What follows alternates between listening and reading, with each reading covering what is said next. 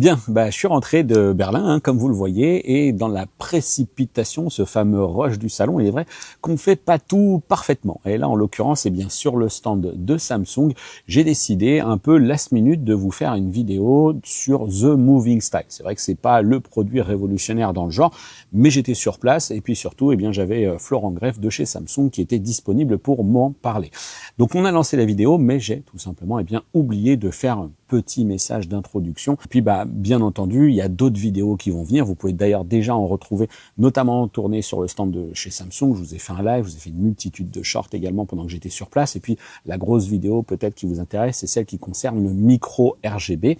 Et puis sachez quand même qu'une deuxième vidéo consacrée à ce sujet arrive, puisque Samsung a organisé une session technique à laquelle j'ai participé et qu'ils nous ont autorisé à filmer pas mal de choses, dont une comparaison avec une technologie concurrente qui s'appelle Mini LED RGB. Il s'agit tout simplement de la technologie qui est utilisée par Hisense au sein de son modèle de 116 pouces. Là aussi, une vidéo est à venir sur la chaîne parce qu'en plus, Hisense a fait quelques petites annonces intéressantes sur le salon. Et des annonces, c'est d'ailleurs pas ce qu'il a manqué. Il y a d'autres vidéos qui vont arriver sur la chaîne, d'où l'importance également de vous abonner, de cocher la petite cloche pour être alerté. Je vais naturellement vous reparler du Dolby Vision 2 et Dolby Vision 2 Max. Pour l'instant, j'ai juste envie de dire, ne vous affolez pas. Vous verrez qu'il y a certes des choses qui sont intéressantes à savoir, intéressantes à retenir, qui sont plutôt même globalement assez motivantes, mais d'autres et beaucoup d'autres qui sont encore assez perturbantes au sens où je pense que ça va créer une vraie incompréhension. En tout cas, ça va rajouter une couche de doute sur le marché. Mais en même temps, on est vraiment aux prémices, au tout début de ce truc-là. Donc pour l'instant, ne vous affolez pas autour de cette techno. Allez, on rejoint tout de suite donc Florent Greff de chez Samsung pour se parler de The Moving Style. Salut Florent. Salut David. Bon, on s'est parlé avec Vincent de cette technologie micro RGB. J'ai même déjà pas mal fait de vidéos parce que sur la chaîne, c'est quand même quelque chose qui intéresse beaucoup. Il y a des produits peut-être un petit peu plus accessibles qui viennent compléter la gamme lifestyle chez Samsung. Exactement. Donc effectivement, on a toujours des innovations dans la partie télé, mais on a aussi des innovations dans la catégorie lifestyle qui nous permet pour nous de se différencier du marché télé classique de l'écran noir. Donc ici, le nouveau-né qui s'appelle Moving Style qu'on annonce aujourd'hui à l'occasion de l'IFA. Donc c'est un téléviseur qui est portable, je vais te le montrer après, on peut enlever l'écran détachable, qui est aussi mobile, on peut le déplacer sur son pied. Donc c'est un écran qui fait 27 pouces, qui est tactile, qui a un écran mat, sur lequel on retrouve aussi l'Art Store, et qui est en résolution QHD. Et donc effectivement, on peut le détacher comme tu peux le voir ici, pour en faire un écran portatif détachable. Alors, est-ce que lorsqu'il est détaché comme ça, il y a un stand quelconque? Est-ce qu'il y a quelque chose? Ah oui, je pense que cette poignée doit pouvoir basculer. Tu peux le voir ici, oui, dans la vidéo, il est posé. Ouais. Et donc, il se reclipse comme ça très facilement. Très facilement. Il y a un petit bouton derrière pour le faire pivoter et le sortir. Ok. Alors, il y a des connecteurs magnétiques parce que du coup, tu l'as décroché, il est resté allumé. Donc, on suppose que lui-même a une batterie. Mais est-ce qu'il y a une batterie supplémentaire dans le pied? Alors, il y a une batterie de 3 heures qui est dans le téléviseur. Donc, effectivement, tu peux le charger et après, tu peux le déplacer. Ok. Ça sera toujours la batterie qui sera dans le... Ah oui, en fait, les connecteurs, c'est tout simplement quand tu as le câble d'Alim. Exactement. Pour le câble d'Alim s'arrête dans le pied et ensuite... Donc, 3 heures de batterie.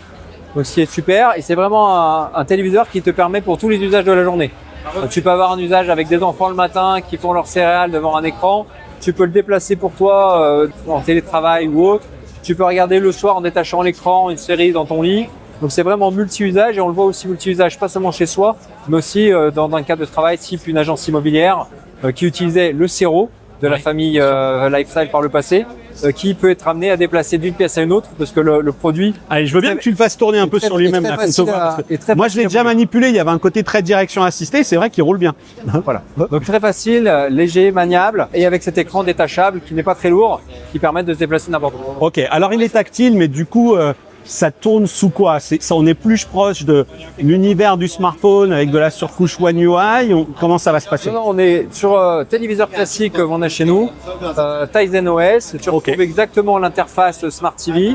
Il y a même l'Art Store qui te permet d'avoir effectivement les œuvres d'art que tu souhaites. Tactile en prime avec une dalle mat. Je crois que c'est une dalle mat ou un filtre mat. Je pense que là on est plutôt sur de la dalle mat même. Là on est sur un filtre mat. Ok, d'accord.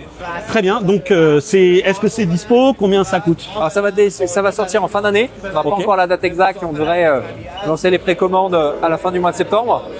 Et on devrait être aux alentours de 1190, 1200 euros. Ok, aux alentours de 1200 euros. Bon, je vais juste repasser très rapidement derrière. Je veux bien que tu me le redécroches. Ça va nous permettre de voir qu'on a deux USB Type C et un HDMI. Donc du coup, USB Type C ou HDMI pour brancher, pourquoi pas même sa console, hein, si on souhaite, ou son smartphone. Est-ce qu'il y a du coup, si on est sur une interface de Tisanwise, on va pouvoir peut-être caster certaines choses. C'est-à-dire que pour un professionnel qui voudrait avoir ça, débarquer et puis caster une présentation ou ce genre de choses, c'est possible en fait.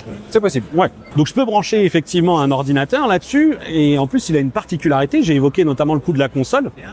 Effectivement, on a un écran qui est en 120 Hz. Ouais, donc c'est une dalle 120, donc ça peut faire office de télé qu'on va avoir, même pourquoi pas l'été en extérieur. Lorsqu'on ne sera pas directement exposé à de la lumière, on a des petites choses comme ça qui peuvent des usages qui peuvent être intéressants avec, donc ici, comme on l'a dit, c'est tactile. Donc on peut, pour les plus jeunes, peut-être faire également du dessin. C'est compatible avec le pen, ou là c'est un dessin, tu penses, qui a été fait un peu à la mano? Je pourrais pas te répondre là-dessus, il a été fait à la mano, ouais, mais je pourrais pas te répondre. Ok. Ils sont encore dans ce mode un petit peu de présentation. Je pense que côté logiciel, il y a encore une petite fin d'intégration à faire. On nous a clairement dit, voilà, la présentation est celle-ci. Merci beaucoup, Florent. Merci, David.